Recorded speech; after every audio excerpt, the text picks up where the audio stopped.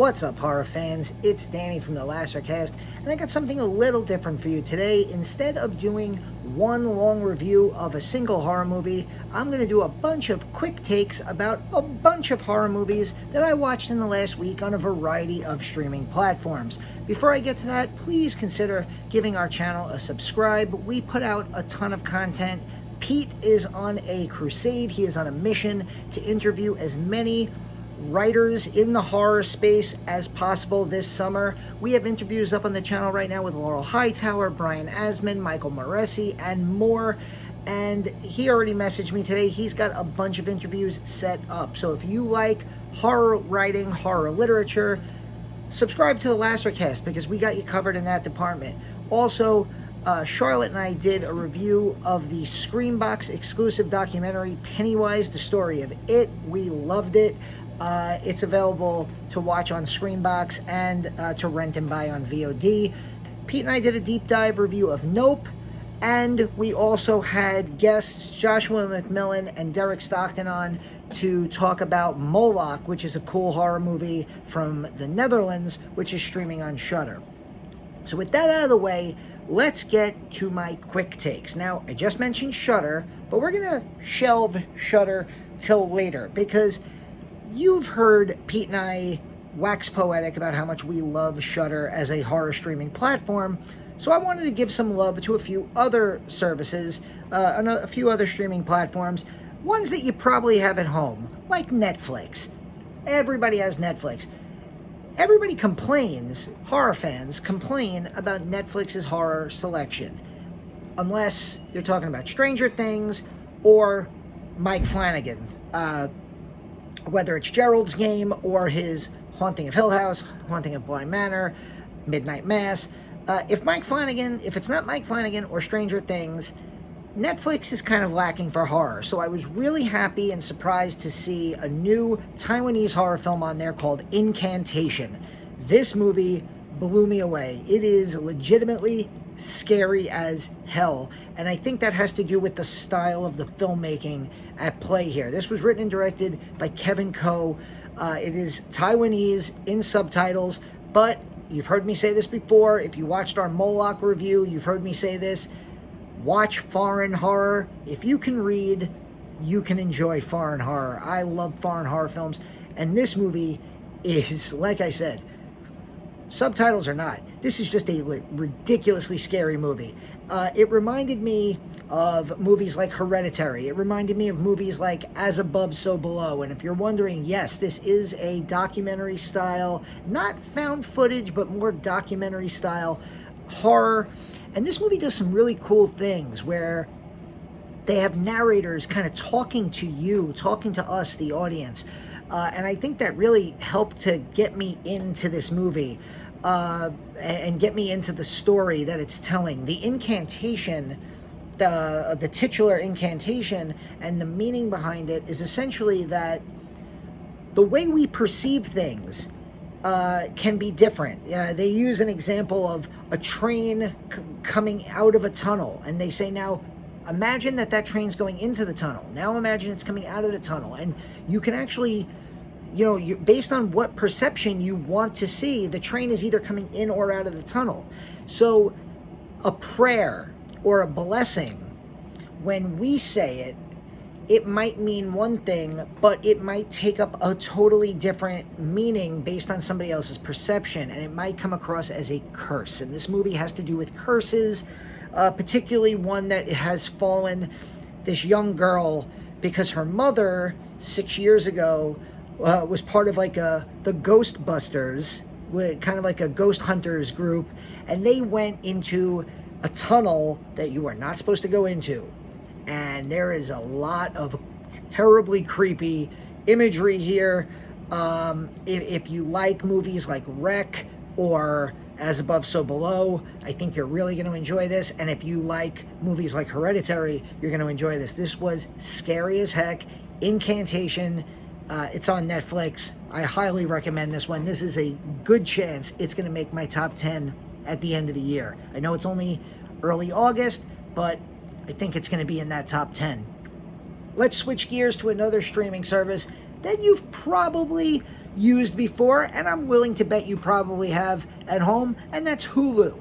I like Hulu a lot because they tend to get a lot of fairly new release movies or newish movies. The movie I watched on Hulu was Hatching. This was a movie that I had saved up in one of my, I think it was my Vudu queue that was available to rent on VOD, and I just kept putting it off, and then it ended up falling to Hulu. So if you have Hulu, you can watch this movie for free. This is another foreign horror film because, like I said, I love foreign horror. This one is from Finland, who has been putting out, Scandinavia has been putting out some really cool horror movies. Northern Europe, they put out some good horror movies. Moloch was from the Netherlands, which is almost Northern Europe. I would say it's probably Northern Europe, but Finland is obviously Northern Europe. This movie, as you can probably guess from the title, is about what hatches out of an egg. This movie, this is a wild movie, directed by Hannah Bergholm. She did the story for it. I don't know if she wrote the entire film, but she came up with the story and directed it. Basically, you have this overbearing mother who vlogs her whole life, and her daughter Tinja she's a gymnast, but she lives with all this pressure being put on her by her mother. And her mother brutally murders a bird at the beginning of this movie, and Tinja finds an egg that was abandoned by the bird. So she takes the egg in, and it starts to grow, and soon something hatches out of the egg. And I really don't want to go too deep into the plot because I will spoil it, so I will leave it there. There is an egg, the egg hatches, something comes out of it, and it completely changes the lives of everyone involved. There are body horror aspects of this, there are family horror aspects of this. The mom in this movie is going to be one of those characters that you really fucking hate, but in a wow, this woman is putting on a really good acting performance type way. So yeah, Hatching on Hulu, another foreign horror film. Really recommend it. So yeah, that's Netflix, that's Hulu, and now it's time to get to Shudder. I watched 3 movies on Shudder in the course of the last week. When I wasn't watching horror movies in the last week, I was flipping over to Discovery and I was watching Shark Week. If you don't know by now, Jaws is my favorite horror movie. This is a coaster. I have a Jaws coffee mug that you've probably seen me drink out of. I have a Jaws license plate on my wall over there. I got Matt Hooper right here behind me watching out for us. Oh, there he is. There's Matt Hooper from Jaws. It's my all-time favorite movie. It's my favorite horror film. So anything with sharks, I'm going to watch. Whether it's Shark Week on the Discovery Channel every year, or whether it's literally any movie that comes out with a shark in it. And my all-time favorite non-Jaws horror film for years was Andrew Trauchi's The Reef. Well, Andrew Trauchi did a sequel, TheReefStalked, which debuted on Shudder last week, and it's a shark movie. It's better than your sci-fi original, awful effects type shark movies that you're going to see. But based on how great The Reef was, the original film, I was a little disappointed. This movie didn't look as good. In The Reef, it felt like they were in the ocean. It felt like there was just expansive nothingness. This movie felt like they tried to take that feeling, but they tried to put it into the movie The Shallows. The women in this movie, there's a beach in constant view. There's islands in constant view. In fact, at one point, they actually make it to the island. The movie starts off with a murder scene that traumatizes the main character, and I just felt like that was really unnecessary to the plot. The first, The Reef, was just, 5 people, they meet up, they get on the boat hits some rocks, starts to sink, and boom, you got to jump in the water. This didn't work as well for me. Now, that being said, the camera being at the waterline always freaks me out in movies like this. And Andrew Trauke really does know how to pull out the tension in movies like this. He's made 4 aquatic horror movies, The Reef and The Reef 2, TheReefStalked. He's also done Blackwater and Blackwater Abyss about crocodiles. So the guy knows what he's doing. And based on those other 3 movies I mentioned, like I said, I was expecting more from this movie. But at the end of the day, I'll take a shark movie where I can get a shark movie. This was more, I would say, 47 Meters Down Part 2 than The Reef or The Shallows. So that was TheReefStalked, or The Reef Part 2, which you can find on Shudder. If you want a shark movie, check it out. It's nothing special, but yeah, if you just want to see some sharks kill some, eat some people, you'll get that here. What else? Here is a movie that I am almost ashamed that I never got to see before I turned 40 years old. And that is Phantom of the Mall, Eric's Revenge. This movie is absolutely wild. I feel like this would have been a movie that my friends and I, growing up, would have rented from the video store. We would have waited until everybody went to sleep, and we would have watched this when our parents weren't around. This movie, it's Phantom of the Opera, but in a mall. Phantom of the Opera meets Chopping Mall. In fact, it's the same mall from Chopping Mall. That is an actual bit of trivia from IMDb. But yeah, Eric, the titular Eric's Revenge, Eric died in a fire that it turns out was caused by some greedy developers so that they can build a mall. And this movie came out in 1989. I don't know how I missed this movie. This movie has Pauly Shore in it. This movie has Morgan Fairchild as one of the villains. There are crazy karate fights in this movie. There is a car chase in a mall garage that is insane. I thought one of the stunt people got legitimately hit by a car and killed. It absolutely nuts. There are really slow and elongated and awkward sex scenes that feel like they're like cut and pasted out of a terrible soap opera mixed with almost Skinamax levels of softcore porn. All I kept thinking of as I was watching this movie is this would be perfect as a Friday night last drive-in movie from Joe Bob and Darcy. I would love to hear Joe Bob talk about the trivia of this movie. I'd love to hear what Darcy has to say about it. It checks all the boxes for what you want with a last drive-in movie. It even has an amazing end credit song that is basically about the movie. Like, they wrote a song about Phantom of the Mall, Eric's Revenge. Was this movie good? Who cares? Phantom of the Mall, Eric's Revenge is a movie that I'm almost certainly going to watch many, many more times just because of how ridiculously fun it is and how much I laughed when I watched Pauly Shore sell frozen bananas to Morgan Fairchild. Oh, I almost forgot to mention the guy who owns the mall, who is like the lead bad guy in the movie. He is played by the guy who would go on to be the Dos Equis most interesting man in the world. Except he doesn't have a beard in this movie because it came out in 1989. Unfreaking believable. Go out of your way. Go on Shudder. Watch this movie. It's 90-something minutes. I promise you, you will not be bored. You might walk away going, oh my God, that was, my brain, I feel dumber for having watched it. But you won't be bored.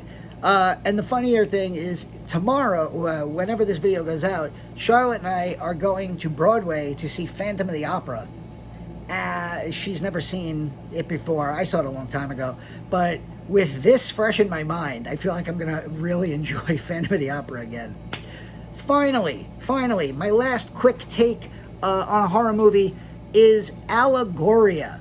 This is a new horror anthology on Shudder, directed by Spider-One, written and directed by Spider-One, who, if you don't know who Spider-One is, he's Rob Zombie's younger brother, who is the lead singer of Power Man 5000, which, trivia about me, was one of the acts I saw at my first ever hard rock metal show years and years ago. I saw DDT, Power Man 5000, and Kid Rock, which, you know, nowadays, but back in like 1998, 1999, that was a pretty good show. Spider-One directed this anthology, and 70 minutes, door to door, an hour and 10 minutes long. And it covers so many horror subgenres in there. They have, basically what you got in this is a bunch of artists, musicians, sculptors, painters, who are all in some way haunted or tortured or stalked by malevolent forces. And you find out there's no real wraparound story, but the last story kind of connects them all and you understand what's going on. And I thought it was really clever. And I thought that some of the effects were really good and some of the acting was really good. And I kept thinking to myself, is Spider-One going to be better than Rob Zombie? Because, I mean, Rob Zombie's an acquired taste, but this was pretty good for a 70-minute little horror anthology. I really enjoyed this. And a special shout out to Kirsty Fox. She was really good in this movie as well. She plays, I guess, the closest thing we have to a main character. And she delivers a really cool monologue at the end. My friend Chris, you know Chris, from Future Boy Reviews, he did a 30-second review of this. And he mentions her as well, and I saw his review before I saw the movie, and yeah, her little scene at the end is really powerful. But yeah, Allegoria, 70-minute horror anthology. I really enjoyed the stories. Scout Taylor Compton, Laurie Strode in the Rob Zombie Halloween movies, appears in a scene in the middle as a sculptor, and I really enjoyed that particular part of the anthology. But overall, yeah. Oh, I almost forgot. The other movie that I watched, and this is not a new movie at all, but I'll give you a quick take on it just because. Charlotte and I watched Creepshow. And the reason I bring that up is because I do want to just at the very end here, since I've mentioned a bunch of Shudder movies, talk about what just went up on Shudder. Shudder, as well as many other streaming platforms, are just pumping out the Stephen King content. Shudder just put up Salem's Lot, the original from 1979. They just put on Firestarter, Misery, Oscar-winning Misery, Kathy Bates, Best Actress, Cat's Eye, horror anthology starring Drew Barrymore and James Woods, and a couple really cool stories in there. Needful Things, a really cool Stephen King adaptation that I feel gets very much overlooked with Ed Harris, and speaking of Ed Harris does his amazing dance sequence in Creepshow. Charlotte really liked Creepshow. When you talk about horror anthologies, Creepshow is pretty much the godfather of modern horror anthologies, pretty much taking the mantle from those Vault of Horror, Tales from the Crypt, Amicus movies of the 70s. Creepshow is pretty much the godfather of the horror anthology. Father's Day, The Lonesome Death of Jordy Verrill. Charlotte had a ball watching that because of Stephen King's ridiculous performance. Meteor shit. Something to Tide You Over. Amazing to think that, you know, when I was a kid, two people that represented comedy were Leslie Nielsen from Airplane and Naked Gun and Ted Danson from Cheers. To see them both in this really serious, like murderous story, something to tide you over.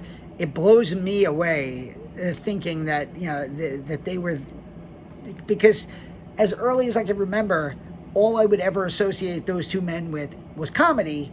So it's really cool to see them in a horror film like this. The Crate reuniting John Carpenter's crew of Adrienne Barbeau and Hal Holbrook from The Fog. I love the monster in The Crate, of course. It's great stuff. I think Hal Holbrook is so underrated as an actor. Also, really enjoyed him in this. And then they're creeping up on you, which, as a 40-year-old adult who owns an apartment, that is now officially the scariest, because there's nothing worse ever than seeing cockroaches and water bugs, and all of those bugs, it's just like, you watch it and then you just go, ugh. Charlotte loved it. I got the creeper up here. There he is. And we're going to watch Creepshow 2 and probably Creepshow 3, even though maybe not Creepshow 3. We're going to watch Creepshow 2. I do think Creepshow does take a little too long.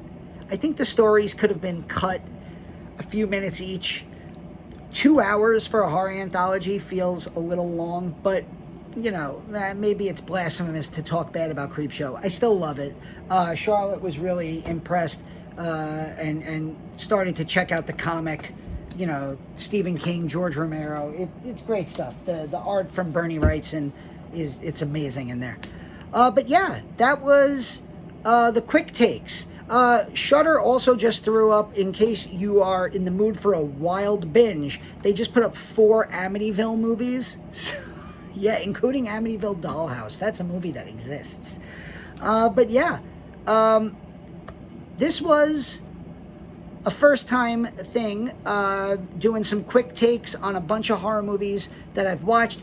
If you like this style of video, I'll do more of these, because a lot of times I watch a bunch of horror movies in a week, and I don't think to myself, do I want to do a 10-minute talk about this one movie? So to get to spend 20 minutes but talk about 5 or 6 movies, I think that's pretty fun. Tell me what you think. Have you seen any of these movies? Incantation on Netflix, Hatching, now streaming on Hulu, or on Shudder, The Reef 2, TheReefStalked, Phantom of the Mall, Eric's Revenge, Allegoria, directed and written by Powerman 5000's Spider-1, and of course the OG horror anthology, Creepshow. This has been Danny from The Lasercast, and I'll see you very soon.